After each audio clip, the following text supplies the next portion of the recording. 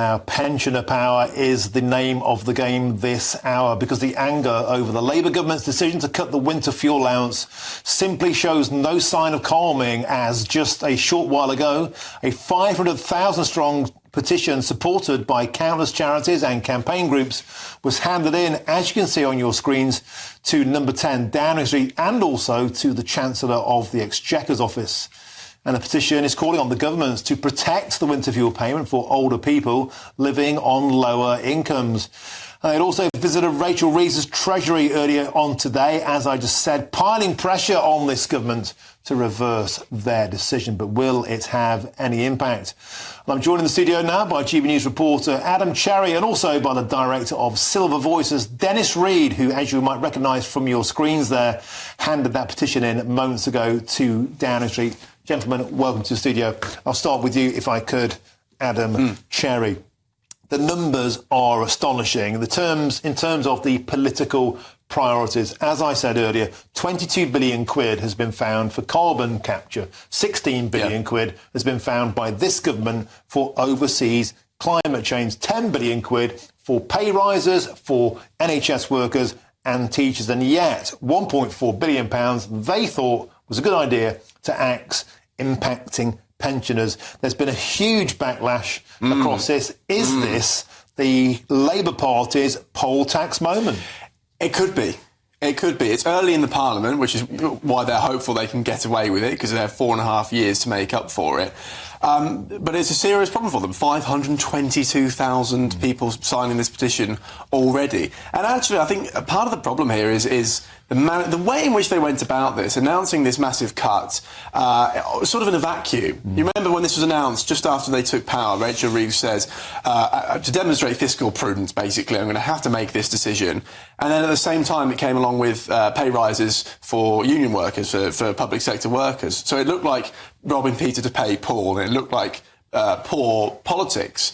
Now, you know, even talking about the unions, I was at the TUC Congress just over a month ago, and they're not happy about this either, right? Well, they voted against it. They voted against it by a quite significant margin on the Congress floor. I spoke to pensioners at that event, and they were all furious. Some of them appeared on this channel and said, I think the same to you, actually. They did. So is it their poll tax moment? Possibly. It's certainly very embarrassing for them. You look at some of their new MPs, of which there are a number. None of them stood on a manifesto that promised to do something like this. So they find it very difficult on the doorstep, as I'm sure you guys will discuss, talking about this. Well, actually, Adam, worse than that. In 2017, Rachel Reeves actually said that reversing the winter fuel allowance would be cruel. And the Labour Party's own data at the time said 4,000 pensioners would perish if the Conservative government of that era, Theresa May's government, reversed the winter fuel allowance. They didn't do that at the time, but this party has. Does that mean they don't care if 4,000 pensioners die? Well, look, I'm not sure I'd necessarily say that, but they clearly, if you look at what they said, not just Rachel Reeves, there was Angela Rayner, even Keir Starmer, the Prime Minister, in opposition, said we have a plan for energy in the winter. We would never cut winter fuel allowance. The language was very strong. And as soon as they're in power, a bit like with national insurance, which you've talked about on the channel today, once you're in power, things suddenly change. Things that weren't in your manifesto crop up, and the public don't like it. They don't like the cruelty, as you said earlier, and they don't like the hypocrisy. Well, the pensioners certainly don't like it. And Dennis Reed joins me now, director of Silver Voices. You gave that petition in at Downing Street. Well done on that.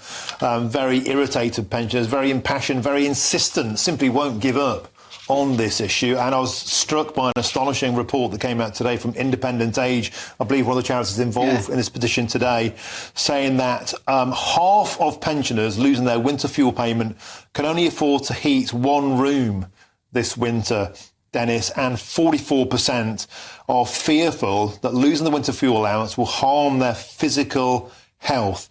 Things like that I find incredibly difficult to take. And these kind of things are what motivated you to get your petitions going. Tell us about this amazing moment, handing it over, and also what pensioners are telling you. Well, I think the amazing moment is really, spread over a period of time. All the people that rushed to sign these petitions. These are petitions from a number of different groups. Everybody that works with older people in any way whatsoever is strongly opposed to these measures, as well as the charities, as well as the trade unions, as has been said. Everybody is opposed to it. And Labour have made a big mistake here. I think older people are feeling very let down by the Labour government because of this measure. It will have an impact on the ballot box. I mean, let's just think, if this measure had been included in the Labour manifesto, or even if the proposal had actually come out during the general election campaign, there would be far fewer Labour MPs on their benches this time around. But it does have that sort of pull, I think, as an electoral issue. And in fact, at the time, we did some analysis here with the pensionervote.com and Facts4EU. We worked out the majorities in a lot of these Labour seats, because, of course, don't forget, well, you know, that every single parliamentarian that voted to axe the allowance was from the Labour Party. Every single one. And no other party voted to do this. It's a Labour Party issue. There are a huge number of seats where this issue alone could cost the Labour Party dearly. So the point I put to Adam Cherry, I'd like to put to you now, Dennis. Do you think pensioners are just going to forget about this? This just blow away in the wind? Well, no. I've said many times, and I'll say it again now, this is going to be like a millstone round the government's neck unless they reverse this policy, or at least bring in some quite radical mitigating measures for it. There's no question about that whatsoever. They are going to suffer electorally as a result of this. And the government really need to read the runes on this.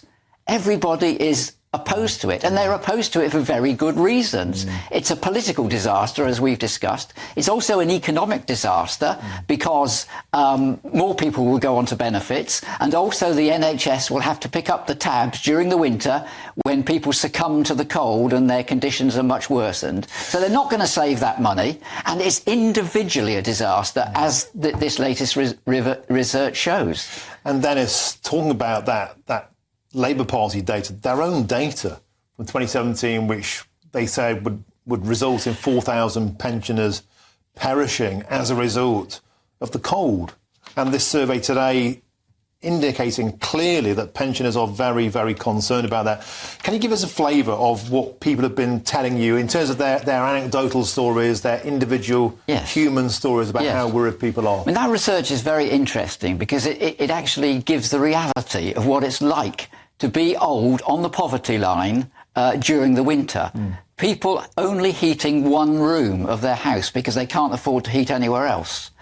People sitting there with their overcoats, scarves and gloves on all day long because it's cold and they can't afford to heat their houses.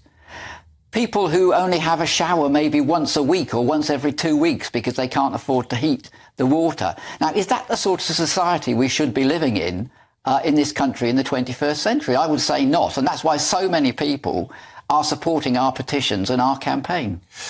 Adam, is there any chance that the Labour Party, there is still 14 days till the budget. They keep saying, oh yeah, but we've got the triple lock, we're going to make sure the pension is increased, it will more than outweigh this. And Dennis, I'd be interested to get your thoughts on that. Is that enough to, well, can I ask you on that, is that enough to satisfy pensioners? Well, there's going to be a pension increase and it will more than mitigate the £300 winter fuel allowance.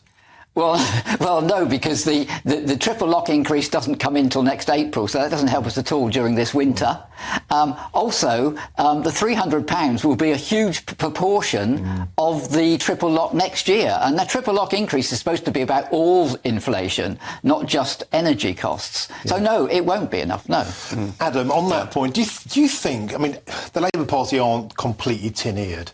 Now, their own MPs, by your reckoning, Dennis, they're not even answering emails. They're almost embarrassed. A lot abstained, of course. There's only one voted against. They abstained, so we don't know their true feeling. Is there any chance of a U-turn on this? Or is there any chance that they might announce some surprising, mitigating policy to try and make it go away? Because by any reckoning, this has been a PR disaster. It has. Now, if there's a complete U-turn, I'd be very, very surprised by it, because that was a sort of hallmark of the Johnson era of government 2 or 3 years ago. You know, mounting pressure and then eventually giving in and actually looking weaker afterwards. They'll try and hold the line on that for the sake of looking like they're disciplined. However, I think it's also true that the amount of doom and gloom we're seeing going into this budget, and the amount of doomsaying that both Starmer and Reeves have been saying in public, I do think they need some sort of rabbit out of the hat. Now, whether that's for pensioners or whether it's for more pay rises, I'm not sure. But given given we're all being told to expect the worst for this budget, and also given the polling disaster that's been inflicted upon them because of this stuff, yep. I think that we should be on the lookout for something. I don't know what it is, but it wouldn't surprise me. Okay, final word to you, Dennis. I was joined by Sue Ashcombe-Hurt, a GB News viewer earlier on, and I said to her, the Labour Party watch this. Downing Street, we know, watch the channel. I asked her what would be your message to the Prime Minister, to Keir Starmer or to Rachel Reeves. Actually, the same question.